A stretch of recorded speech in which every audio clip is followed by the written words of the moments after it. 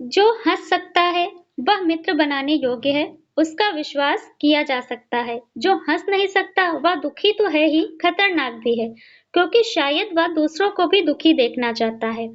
तो यहाँ पे मित्र बनाने के लिए भी बताया गया कि जो व्यक्ति हंसमुख होते हैं, हमें ऐसे मित्र बनाने चाहिए। जो हमें खुद ही दुखी है, वे हमारे जीवन में भी क्या करेंगे, हमें भी दुखी ही देंगे। हंसना एक नियामत है, जो इस नियामत से वंचित है वह दया का पात्र है। तो हंसना एक तरीके से गिफ्ट है, हमें भगवान से मिला है। जिसको ये गिफ्ट नहीं मिला है, जिसको हंसना नहीं आता है, वे व्यक्ति दया का पात्र है। समाज में बहुत सा खून खराबा, झगड़ा टंटा इसलिए होता है क्योंकि हमने अक्सर हास्य प्रियता और हास्य की क्षमता की कमी होती है। हमें जहाँ खुलकर हंसने की जरूरत होती है, हम वहाँ भ्रुकुटी तानकर डंडा लेकर पिल पड़ते हैं। छोटी छोटी बातों को प्रतिष्ठा या सम्मान का प्रश्न बना लेते हैं। तो जीवन में ऐसे बहुत से समय आते हैं जब हम अगर हंसकर उस बात को टालने का प्रयास करें तो शायद हम अपने झगड़ों को कम कर सकते हैं। लेकिन हमारा स्वभाव ऐसा हो गया है, हम सब लोग ऐसे हो गए हैं कि छोटी छोटी बात पे हम लोगों को लड़ना आसान लगता है, ना कि हंसना। यह मूर्खता नहीं तो और क्या है। बच्चों के झगड़ों में बच्चे बन जाते हैं, जबकि बच्चे थोड़ी देर बाद ही फिर हंसी खसी में खेल कर में झगड़ा भूल जाते हैं। उधर उनके अग्रज और समझदार समझे जाने वाले बड़े लोग जो सालों छोटी छोटी बातों को पालते पोसते हैं और चेहरों को थोबड़ों की तरह लटकाए रहते हैं, मामूली से मामलों में के अंडों को जतन से सेकर झगड़े टंटों के चूजे पैदा करते हैं। तो यहाँ पे बड़ों और छोटों का डिफरेंट बताया गया। जो छोटों के झगड़े होते हैं, जैसे आप लोग हैं, क्लास में लड़ाई होती है लेकिन कुछ दिन बाद फिर उससे फ्रेंडशिप हो जाती है। लेकिन जो बड़े लोग हो जाते हैं, तो वे एक बार झगड़ा कर लिया तो उनके मन में वो बातें चला करती, नहीं हाँ इसने मेरे साथ ऐसा किया था, इससे कभी नहीं बोलेंगे। तो बड़े ज्यादा खराब लोग होते हैं कंपैरिजन टू बच्चे। बच्चे मन के सच्चे।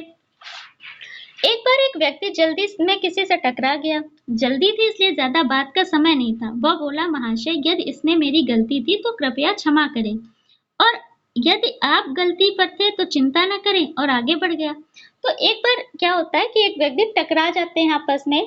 होता है कर दो लोग एक ही विपरीत दिशा से आ रहे हैं तो कई बार जल्दी में टकरा जाते हैं। तो सबसे पहले तो हमें खुद क्षमा मांग लेनी चाहिए कि शायद हम ही ने नहीं देखा सामने वाले को। और फिर भी अगर सामने वाला भी गलती से टकरा गया है तो उसमें झगड़ा करने की जरूरत नहीं होती। कितना अनुकरणीय उदाहरण है, लेकिन खेद है हम में से बहुत कम इसको अपनाते हैं। जबकि हम लोग क्या करते हैं, तुरंत सामने वाले को रिप्लाई देंगे, अंधे हो क्या, देखते नहीं हो। यही नहीं, जो हंस सकता है वह पराजय में भी हास्य की सृष्टि कर लेता है, और इस तरह पराजय भी जीत में बदल जाती है। इसके विपरीत हर चीज में बारीकी से मान अपमान की बात विचारने वाले व्यक्ति हर समय उद्विग्न और चिड़चिड़ा रहता है, और जीतने की तो क्या, किसी भी बात की खुशी उसको नहीं होती। तो कुछ लोग होते हैं जो हारने के बाद भी अपनी असफलता को स्वीकार कर लेते हैं कि हाँ हम इस बार हार गए हैं, और आगे बढ़ते हैं। जबकि कुछ लोग होते हैं अपनी पराजय में भी वे झगड़े का कारण ढूंढते हैं, और जो जीत गया होता है, जो आपसे आगे निकल गया होता है, उससे लड़ने की कोशिश करते हैं, उसे नीचा दिखाने की कोशिश करते हैं, किसी तरह उसका नुकसान करने की सोचते हैं। एक किस्सा है। शामत का मारा एक व्यापारी शहर के चुनाव में खड़ा हो गया। चुनाव का परिणाम निकला तो पता चला कि उसे कुल 3 वोट मिले हैं। अगले दिन जब वह बाजार खुला तो व्यापारी की दुकान पर एक बड़ा सा नोटिस टंगा था, भाइयों क्या आप कृपा करके मुझे इन 3 बेवकूफों के नाम बताएंगे जिन्होंने मुझे वोट दिए।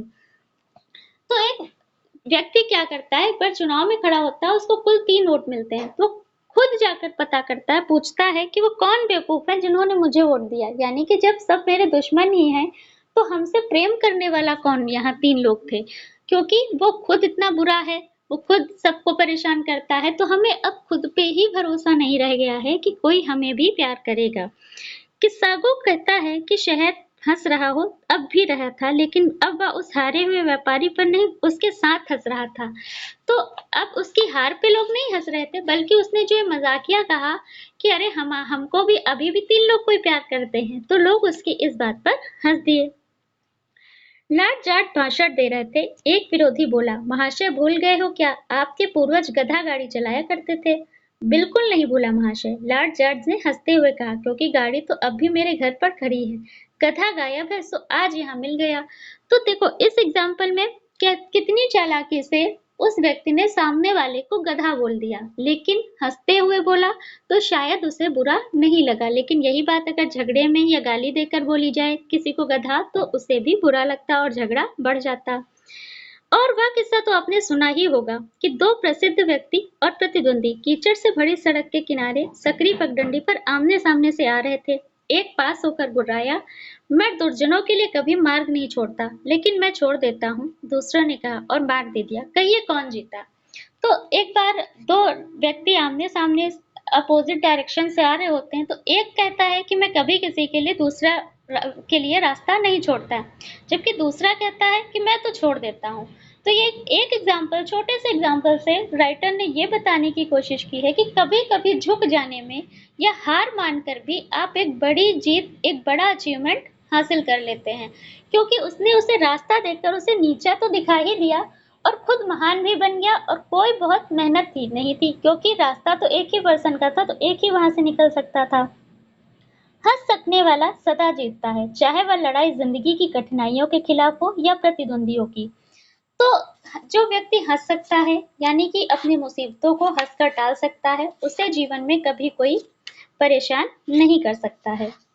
सुकरात की पत्नी बड़ी झगड़ालू थी। एक दिन बकते जगते सुकरात की बीवी जब थक गई तो निर्विकार बैठे सुनते पति के ऊपर एक बाल्टी पानी लाकर उल्टा दिया। सुकरात बोले, ठीक है भाई, पहले बादल गरजे फिर पानी बरसा।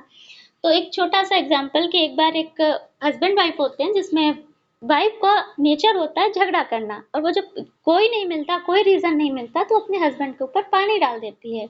और इस पर भी उसका पति इतना कूल माइंड होता है कि वो कहता है, अच्छा हुआ पहले गरज रही थी, चिल्ला रही थी, अब बरस गए। संत तुकाराम एक बार घूम कर लौटे तो हाथ में सिर्फ एक गन्ना था। क्रोध में उनकी बीवी ने गन्ना तड़ाक से पेट पर दे मारा। गन्ना दो टुकड़े हो गए तो तुकाराम बोले, ठीक किया भाग्यवान, वैसे भी तेरे मेरे खाने के लिए मुझे इसके दो टुकड़े करने पड़ते हैं। तो कई बार अगर सामने वाला आपके साथ बुरा व्यवहार कर रहा है, तो आपका उसे इग्नोर कर देना बहुत बड़ी वहां पे आपको झगड़े से बचा देता है। आचार्य क्षिति मोहन सेन एक बार देर रात घर गए और लौटे तो पत्नी को क्रोध में भरा पाया। जब पत्नी ने खाना लाकर रखा तो आश्चर्य से थाली उनके सिर पर रख दी। पत्नी भन्नाई, यह क्या करते हो? कुछ नहीं, खाना ठंडा है और तुम्हारा माथा गरम। खाना गरम कर रहा हूँ, आचार्य ने उत्तर दिया। एक सज्जन किसी मसले पर पंडित नेहरू से उलझ रहे थे।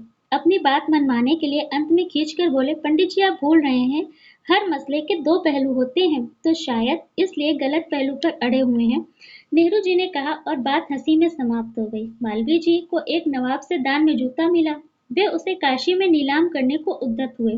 तब नवाब साहब ने कई हजार देकर अपना जूता वापस लिया। तो यहाँ पे ये छोटी छोटी स्टोरी बताई गई हैं कि जहाँ पे सामने वाले के झुक जाने से झगड़े की जो बात थी वो झगड़ा ही खत्म हो गया, जबकि अगर वो सामने वाला भी पलट के उत्तर देता तो वहां झगड़ा होता और वे व्यक्ति हमेशा के लिए दुश्मन बन जाते। तो लाइफ में जरूरी नहीं कि हर बात का रिप्लाई आप झगड़े से दें।